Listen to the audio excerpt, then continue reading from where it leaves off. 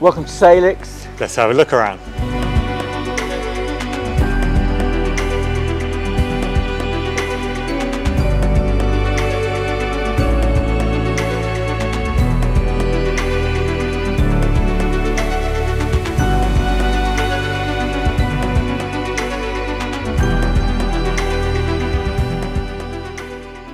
So you can see that we've come into the machine room now.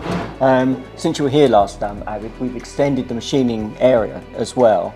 So wood that we're bringing into the workshop, whereas it used to come in here and it was quite tight for space, we've got better overflow space now for the wood coming in. But the key processes haven't really changed. So we're still relying on planers. We've got a surface planer with a thicknesser underneath here. The fore cutter, which is that gorgeous piece of machinery that enables us to actually cut both sides, the face, and also recenters the back of the bat. That gives us such a precise cleft to work with when we're doing other machining processes. So from the fore cutter, we then cut to length. The cutting to length these days is becoming really critical. There's this demand for English willow means that we're seeing more and more cones in the wood. So maybe 20 years ago, we would have seen the grading from the suppliers would have been tighter on things like drying cones and other things in the wood. But the demand for the wood is beyond it's beyond anything I could imagine when we first started the business. But it does mean we have to machine more carefully to make sure that when we're selling a grade 1, it is absolutely a grade 1, and when we're selling a grade 2, it's clearly a grade 2, and so on and so on. What would make the big difference between the different grades for you? Is it just performance, or is it the look? Both. If somebody buys a grade 1, they want to know that it's going to play well, so that is absolutely critical. But it also has to look good. Yeah. Cosmetically, you look at the bat and you think, yeah, that's a bat I really like to look at. It's part of why I'm passionate about playing the game. My equipment to me is an important element to that. Yeah, I guess that's the beauty of hand making bats, where you can, shift things around to make sure that it performs well, looks good, and and is graded appropriately. Yeah, it's important to us. Yeah. And it's also that's where the pleasure is as well. Yeah. So working with the grade 3 and getting a bat that plays well, there's more pleasure in that than working with a grade 1, because the wood is cleaner on a grade 1. So really, as long as you do your job well, you should end up with a bat that plays well. But if you can turn a grade 3 into a bat that plays well, then there's more to that. There's an element of skill there and knowledge that is crucial to make that grade play well. Yeah.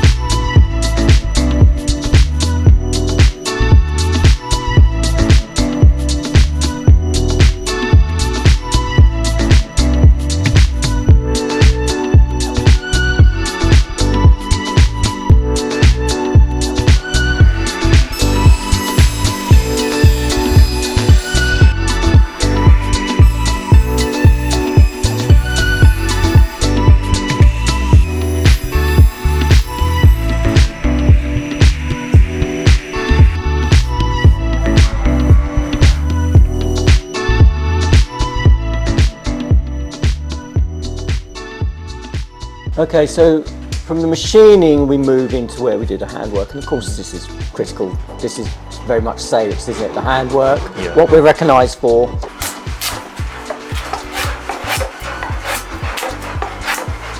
If we take our standard pressing, you can see it's not as flat. Yeah. You've got a slight profile here, and they're a little bit more forgiving when the wickets are a bit spicier. Yeah.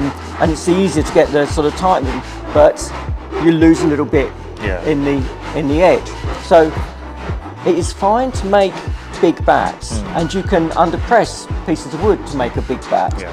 But if your game is going to improve because you've got a bigger bat, then of course that's debatable. Yeah. Some people love the profile in bats. Other people will buy on knowing their game Yeah. and just trying to make sure they got the amount of wood behind the ball that they want, but you then sort of shape the bat so that the pickup and the balance is there. In terms of the profiles of the flat and the slightly rounded face, is it more psychological than anything else? Because if the clef performs well, I'm assuming that's the main thing. And if you're a good enough batter, then you can get away with, using either profile. If you're a good enough player, Yeah. you can get away with it. Yeah. I think if cricket is a game that you play for the enjoyment of it, and you're playing club cricket, then the more traditional faces probably are a better, Okay, that's interesting. a better bet when it comes to actually buying the bat. Also, I think they're probably stronger as well. If we're looking at damage in the faces, we'll see less damage when the faces are slightly profiled than when the faces are slightly flatter. And the other thing I think with the flat faces, and you'll hear people say it, that unless your timing is really good, it feels like the bats are just twisting very slightly in the hand. Because there's not as much give Yeah, off the and face. so it's really what people prefer, but certainly these look bigger. Yeah.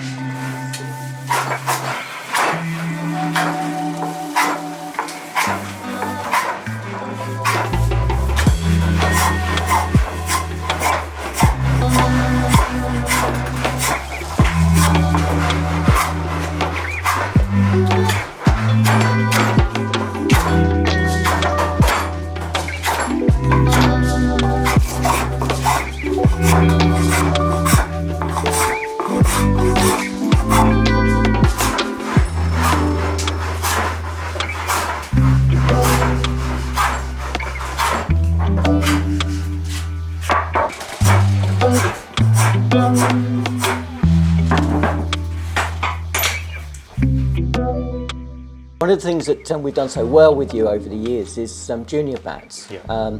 and the work that goes into the junior bats here is actually quite intensive as well. We know that a lot of bats come in from overseas, which is great, but there aren't so many bats on the marketplace that are actually being made in this country. Now we've kind of split that. We bring in a fitted blade and then we shape it, we press it, we get the lengths right, and then we concentrate on the pickup and the performance, and it goes through the same process that adult bats go through. Yeah. But what's quite interesting with them is that the bats, although they play nicely at this stage, they really do need a little bit of extra work. Okay. And the key thing is the pressing. So once we've actually got the bats to length, so we've got Harrows that we're looking at here, we need to repress these bats. And we press these to create more bow in the blade as well. So that when the juniors are picking the bats up, you've got that nice fluid feel with the bat. Yeah. So And the I bow think offers that sort of pickup and a better it balance. does. So it's Yeah. twofold, isn't it? Keep the weight down, but also make the bat so it's well balanced. And then, of course, as the boys and the girls are then actually playing their shots, they're getting full purchase on the ball, and then that's where the enjoyment is. Yeah. Timing the ball feels good when you're Absolutely. batting. So for these juniors, we want good pressure from here to here. We then want it to be a little bit soft as it goes back into the handle.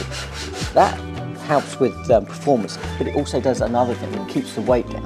Okay. Because all the time you keep pressing more and more wood into the same volume, the bat is getting heavier. Yeah. So if you can relieve areas of the bat where you don't press the wood quite so hard, but you still don't leave the middle soft, which is, of course, is absolutely key. You don't want bats coming back every 2 minutes because the bats are caving in. Yeah. That part of the bat needs to be pressed well, but this part of the bat doesn't need to be pressed as hard. Yeah. And of course, you need to set your beds accordingly.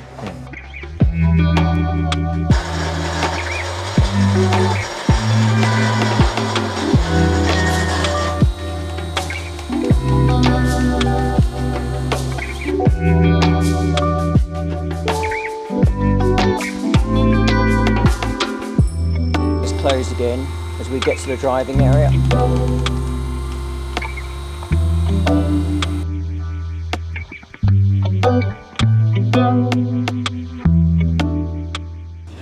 What happens if you overpress or underpress a bat?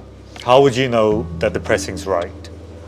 Okay, so if you overpress, you're going to get quite a hard sound. Okay. If you underpress, then the bat is going to be vulnerable to damage. Okay. So we're looking to hit or press the driving area sufficiently well that the performance is nice, and that durability is there, but we don't kill the performance as well. We don't want to harden the bat up.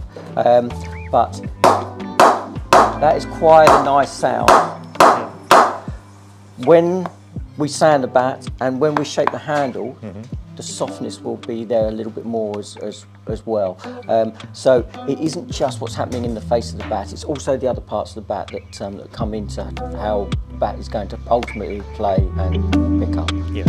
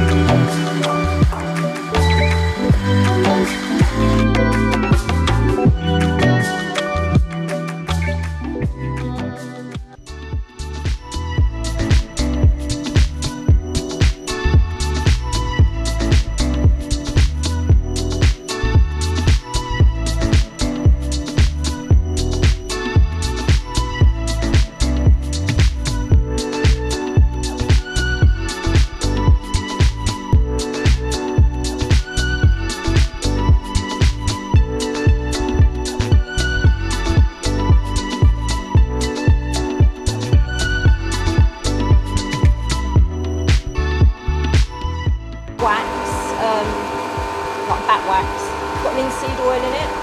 I put some of that on the toe,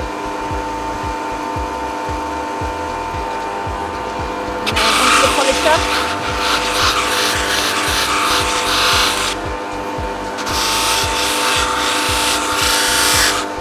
That helps to seal the toe with the wax and oil. This is a polishing compound. That also contains wax and oil. And all that's just heated up the polishing lot there.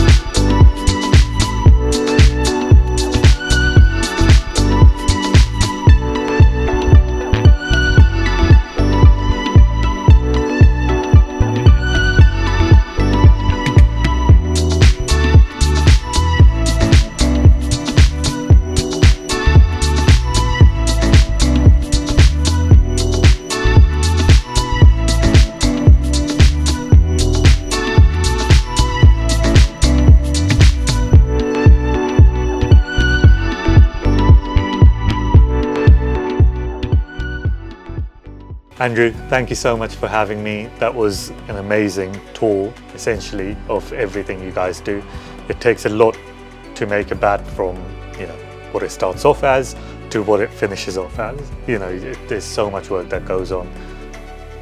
It's extremely artisan, the amount of handmade stuff that goes through, all the hard work you guys do. And it comes through to our stores. People love them. And yeah, thank you for all your hard work. Yeah. Well, as always, it's a pleasure to have you down here. It's always good fun picking bats for you. Yeah. And I look forward to coming back up to see you again in the near future as well. We've got some new models that we're working on which we'd like to show you. Yeah, you're always welcome down here, Abid. So come and see the new cricket school, of course, as well. Absolutely. Thank you so much. Thank you guys for watching. Don't forget to like, subscribe, and see you again soon.